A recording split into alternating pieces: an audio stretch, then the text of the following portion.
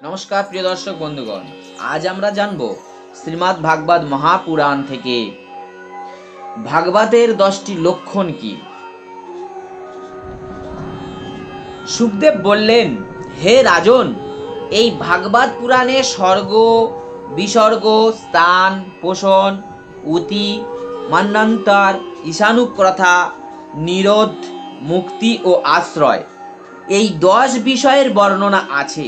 এই 10 বিষয়ের মধ্যে দশম আশ্রয় তত্ত্বটি ঠিক অর্থাৎ নিঃসংশয় রূপে জানার জন্য কোথাও শ্রুতি দ্বারা, কোথাও তাৎপর্য দ্বারা অর্থাৎ ভাবার্থের দ্বারা, আবার কোথাও এই দুয়ের সামঞ্জস্য দ্বারা মহাত্মগণ অন্য 9টি বিষয়কে অত্যন্ত সুগম রীতিতে বর্ণনা করেছেন। ঈশ্বরের প্রেরণায় গুণত্রয়ের মধ্যে আলোড়ন উত্থিত হয়ে তাদের রূপান্তর প্রাপ্তি হলে আকাশাদি পঞ্চভূত, শব্দাদি পঞ্চতন্মাত্র, ইন্দ্রিয়, অহংকার এবং মহতত্ত্বের উৎপত্তি হয়। এটিকে বলা হয় স্বর্গ। সেই বিরাট পুরুষ থেকে জাত ব্রহ্মার দ্বারা চরাচর বিশ্বের যে সৃষ্টি রচনা হয় তার নাম হলো বিসর্গ। দুষ্টু দমনের দ্বারা জীবলোকের মর্যাদা রক্ষার নির্মিত ভগবান বিষ্ণুর যে উৎকর্ষ তার নাম হলো স্থান। নিজের দ্বারা সুরক্ষিত সৃষ্টির মধ্যে ভক্তদের প্রতি তার যে অনুগ্রহ তার নাম হলো পোষণ।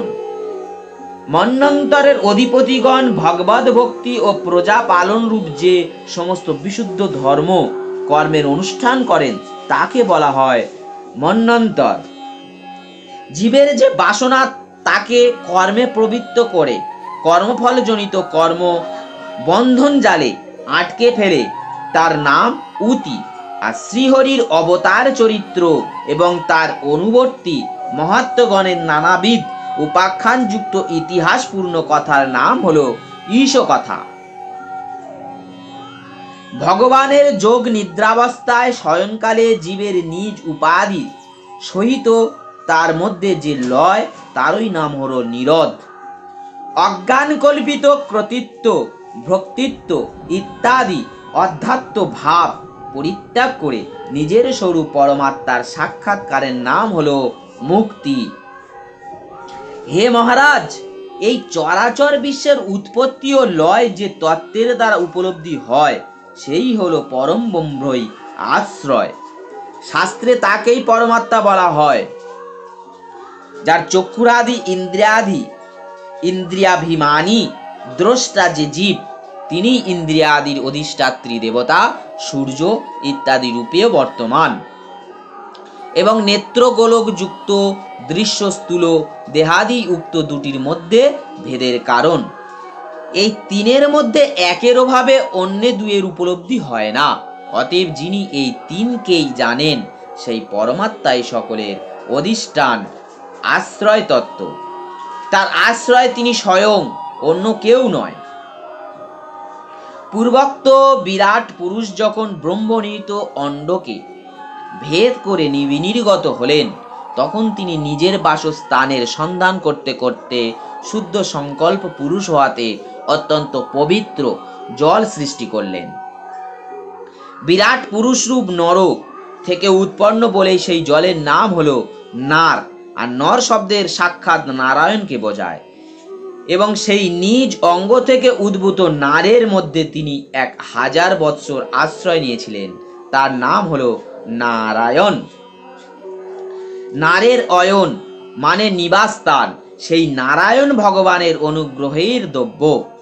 কর্ম, কাল, স্বভাব এবং জীব সত্তাবান হয় তার অনুগ্রহ বিনা কেউই কিছু করতে সক্ষম হয় না।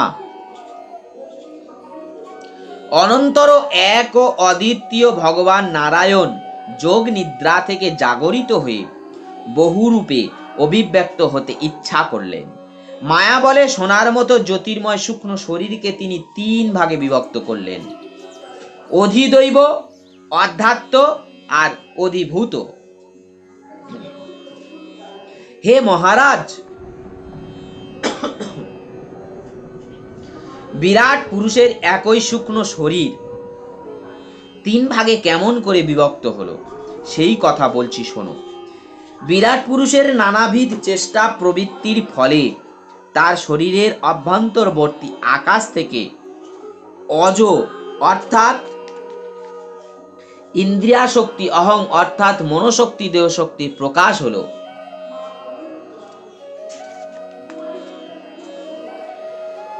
ওই ক্রিয়াশক্তি স্বরূপ শুকনো রূপ থেকে অসু নামক মহৎ অর্থাৎ সুত্রাক্ষ মূর্খ প্রাণ উদ্ভূত হলো।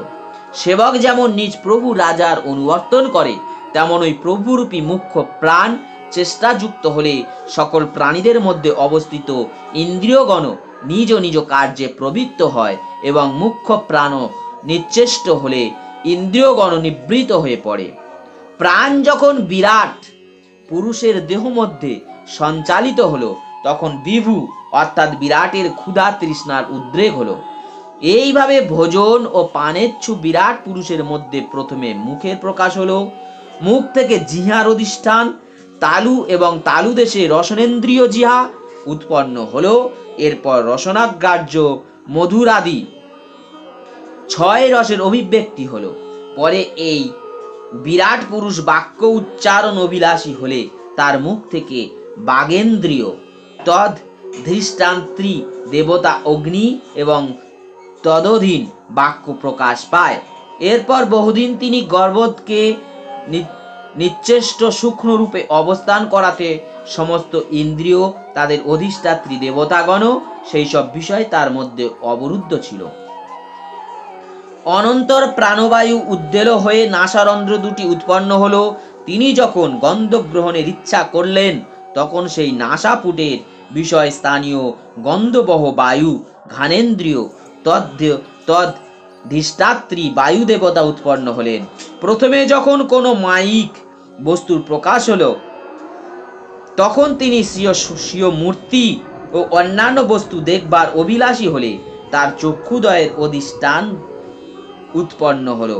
অনন্তর সেখানে অধিষ্ঠাত্রী দেবতা সূর্য চক্ষুরেন্দ্রিয় প্রকট হলো। এইভাবেই তিনি রূপ দর্শন করতে লাগলেন।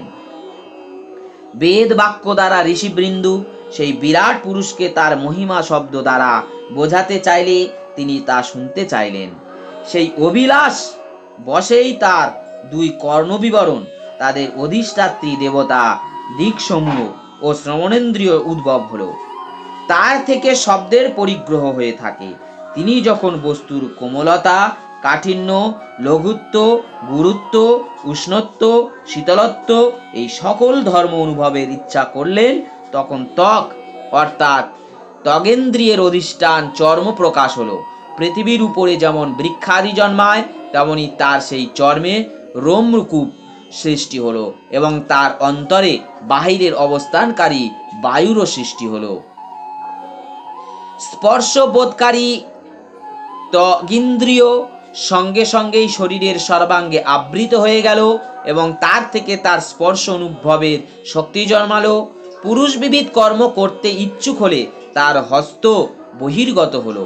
সেই হাতে গ্রহণ করা শক্তি হস্তেন্দ্রিয়, এবং তার অধিদেবতা ইন্দ্র উৎপন্ন হলেন। এই দুয়ের আশ্রয় থেকে তদাধীন গ্রহণ রূপ অর্থাৎ আদান রূপ কর্ম প্রকাশ হলো। তিনি অভীষ্ট স্থানে গমন করতে ইচ্ছা করলে তার শরীরে পদদ্বয় উৎপন্ন হলো। চরণের সাথেই পাদেন্দ্রিয়ের অধিষ্ঠাত্রী দেবতা স্বয়ং যজ্ঞ পুরুষ ভগবান বিষ্ণু বিরাজমান হলেন। তার দ্বারা গতিরূপ কর্মের প্রকাশ হলো। এই গতিরূপ কর্মশক্তি দ্বারাই মানুষ যজ্ঞীয় দ্রব্য আহরণ করে যজ্ঞাদি কর্ম সম্পাদন করেন। সন্তান উৎপাদনের জন্য রতি ও তাহার ফলে পুত্রাদি দ্বারা স্বর্গাদি লোক লাভেচ্ছু বিরাট পুরুষের শরীরের মধ্যে শিষ্ণু উৎপন্ন হলো। তার মধ্যে উপস্থেন্দ্রিয় তথা অধিষ্ঠাত্রী দেবতা প্রজাপতির উৎপন্ন হলো। অনন্তর উভয়ের বিষয় কাম সুখ উৎপন্ন হলো। ভুক্ত অন্যের অসারাংশ পরিত্যাগ করতে অভিলাষী বিরাট পুরুষের গুহ্যদ্বার উৎপন্ন হলো। তদন্তর তার মধ্যে পায়ু ইন্দ্রিয় এবং তদধিষ্ঠাত্রী দেবতা মিত্রদেবের উৎপত্তি হলো। এই দুয়ের বিষয় স্থানীয় মল ত্যাগ রূপ কর্ম প্রকাশ হলো। আপান মার্গ দ্বারা শরীর থেকে শরীরান্তর সম্যক রূপে গমনেচ্ছু বিরাট পুরুষের নাভিদ্বার উৎপন্ন হলো। তার থেকে অপান ও মৃত্যু দেবতা প্রকাশ হলেন। এই দুয়ের অর্থাৎ নাভিদ্বারে প্রাণবায়ু ও আপান বায়ুর বিশ্লেষ বা বন্ধনচ্যুত হলে মরণ বা দেহত্যাগ হয়। তিনি ভক্ষ পানীয় গ্রহণেচ্ছু হলে পরে কুক্ষি, অন্ত্র ও নারী সম উৎপন্ন হলো। তার সাথে কুক্ষির দেবতা সমুদ্র, নারীর দেবতা নদী এবং তুষ্টি অর্থাৎ উদরপূর্তি এবং পুষ্ট অর্থাৎ রস পরিপাকজনিত স্থূলতা ইন্দ্রিয় ও দেবতাদের বিষয়রূপ প্রকাশ হলো। তিনি মায়া ও মায়িক বস্তু চিন্তা করতে ইচ্ছা করলে হৃদয়ের উৎপত্তি হলো।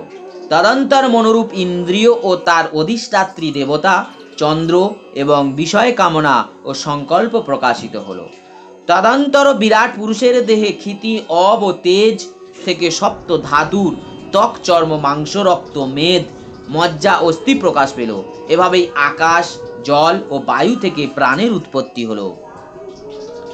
শব্দাদি বিষয়ের অভিমুখে ধাবিত হওয়ায় ইন্দ্রিয় সকলের স্বভাব শব্দাদি গুণ সকল তামস অহংকার থেকে সমুৎপন্ন হয়েছে। মন সমস্ত বিকারের কারণ এবং বুদ্ধি ভূতার্থ বিজ্ঞান রূপিণী। হে রাজন, ক্ষিতি অপ তেজ মরুদ বোম অহংকার মহৎ প্রকৃতি এই 8টি আবরণের দ্বারা চতুর্দিকে আবৃত ভগবানের বিরাট রূপ আমি তোমার কাছে বর্ণনা করলাম। এই স্থূল রূপ থেকে আলাদা প্রকৃতাত্মক সূক্ষ্মতম ভগবানের আরো একটি রূপ আছে। সেই রূপ অব্যক্ত, নির্বিশেষ, আদি মধ্য অন্ত বিহীন এবং নিত্য। আমি বাণী ও মনের গোচারাতীত ভগবানের স্থূল ও সূক্ষ্ম রূপ ব্যক্তি ও অব্যক্ত রূপ আমি তোমাকে বা তোমার কাছে বর্ণনা করলাম। এই দুই রূপই তার মায়ায় বিলাস। এই জন্য বিবেকী পুরুষগণ এই দুই রূপকেই স্বীকার করেন না। প্রকৃতপক্ষে ভগবান অক্রিয়, তিনি সর্বাতীত এবং প্রাকৃত ক্রিয়া বিবর্জিত হয়েও নিজেই শক্তিকেই সক্রিয় হয়ে চতুর্মুখ ব্রহ্মা রূপ ধারণ করে সকর্ম হয়ে বাচক রূপে দেব মনুষ্যাদি নাম ও বাচ্য রূপে তাদের যথাযোগ্য রূপ ও ক্রিয়া সৃষ্টি করে থাকেন। হে পরীক্ষিত, প্রজাপতি, মনু দেবতা, ঋষি পিতৃগণ, সিদ্ধ চারণ, গন্ধর্ব, বিদ্যাধর, অসুর, যক্ষ, কিন্নর, অপ্সরা, নাগ, সর্প, কিম্পুরন, উড়র, মাতৃগণ, রাক্ষস, পিশাচ, পেত, ভূত, বিনায়ক, কুষ্মাণ্ডু, উন্মাদ, বেতাল ধাতুগান, গ্রহ, পক্ষী, মৃগ, পশু, বৃক্ষ, পর্বত, সরীসৃপ ইত্যাদি যত রকম নাম রূপ সংসারে আছে সবই সেই ভগবানের নাম এবং রূপ। চর ও অচর ভেদে সংসারে 2 রকম, আবার জরায়ুজ, অন্ডজ, সেদজ, উদ্ভিজ ভেদে 4 রকম। যত জলচর, স্থলচর ও খেচর প্রাণী আছে সবই শুভ অশুভ এবং মিশ্র কর্মফল স্বরূপ দেহধারী। সত্য রজ ও তমগুণ ভেদে দেবতা, মনুষ্য ও নারকীয় এই 3 প্রকার জনিতে জন্ম হয়ে থাকে। এই 3 গুণের মধ্যেও একটির গতি উত্তমাদি ভেদে 3 প্রকারের হয়। যখন এক গুণ অপর গুণ কর্তৃক আবির্ভূত হয়, গতি বৈচিত্র্যের সেই হলো কারণ। সেই ভগবানের আবার জগৎ ধারণ ও পোষণ বিলাসী হয়ে ধর্মময় বিষ্ণু রূপ ধারণ করে দেবতা, মনুষ্য ও পশু পক্ষী ইত্যাদি রূপে অবতরণ গ্রহণ করেন এবং বিশ্বের পালনও করেন। প্রলয়ের সময়ে আবার এই ভগবান নিজেই সৃষ্ট এই বিশ্বকে কালাগ্নি স্বরূপ রুদ্র রূপ ধারণ করে সবকিছু নিজের মধ্যে এমন করে লীন করে নেন যেভাবে বায়ু মেঘমালাকে নিজের মধ্যে লীন করেন। হে পরীক্ষিত, মহাত্মগণ অচিন্ত ঐশ্বর্য ভগবানকে এইভাবে বর্ণনা করেছেন, কিন্তু তত্ত্বজ্ঞানী পুরুষগণের কেবল সৃষ্টি স্থিতি ও সংহার কর্তা রূপেই তাকে জানতে চাওয়া উচিত নয়, কারণ তিনি তো এই সবেরই ঊর্ধ্বে। এই সৃষ্টি রচনার প্রভৃতি কর্ম নিরূপণ করে পূর্ণ পরমাত্মার সঙ্গে কর্ম বা সম্পর্ক স্থাপন করা শ্রুতির তাৎপর্য নয়। এ তো শুধুমাত্র মায়াতে আরোপিত হওয়ার দরুন কর্তৃত্বকে নিষেধ করার জন্য। এই রূপে ব্রহ্মার মহাকল্প ও অবান্তর কল্পের বর্ণনা করা হলো। সমস্ত কল্পের সৃষ্টি ক্রম একই রকম।